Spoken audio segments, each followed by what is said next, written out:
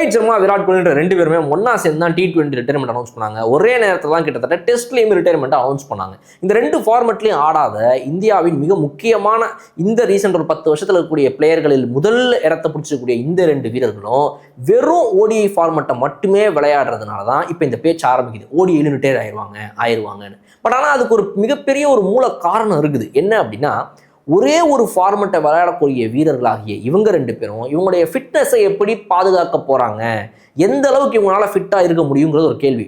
விராட் கோலின்ற ஒரு நபரை பார்க்கும்போது ஃபிட்னஸ்ங்கிற வார்த்தைக்கு மிக முக்கியமான ஒரு பிள்ளையார் சொல்லியை நம்ம இந்தியன் கிரிக்கெட்டில் போட்டதே அவர் தான். அப்படிங்கிறனால அவரை வேணால் நீங்கள் அட்லீஸ்ட் அந்த விஷயத்தில் வந்து ஒரு ஓரமாக வச்சிடலாம். இல்லைங்க, இவருக்கும் ஃபிட்னஸுக்கு ஒரு கேள்விக்கும் சம்மந்தமே இல்லை, 100% ஃபிட் ஆன் எனி டே அப்படின்னு சொல்லலாம். பட் ரோஹித் சர்மாவுக்கு ஆல்ரெடி அவருடைய ஃபிட்னஸ் இஷ்யூஸ்ன்றது இருக்குது.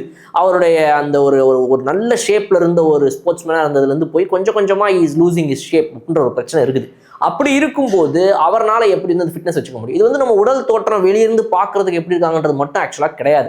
அதை தாண்டி அந்த ஃபிட்னஸுங்கிறது வந்துட்டு running between the wickets, reflux, eyesight அப்படின்ற நிறைய விஷயங்கள் அந்த டச்லேயே இருக்கணுங்கிற ஒரு விஷயம் இதெல்லாமே இருக்குது. அப்போது ஒரே ஒரு ஃபார்மெட் விளையாடக்கூடிய ரோஹித் சர்மாவும் விராட் கோலியும் எப்படி 2027 ஓடிஐ வேர்ல்டு கப் வரைக்கும் சஸ்டெயின் பண்ண முடியும்? அது ஒரு மிக முக்கியமான கேள்வி.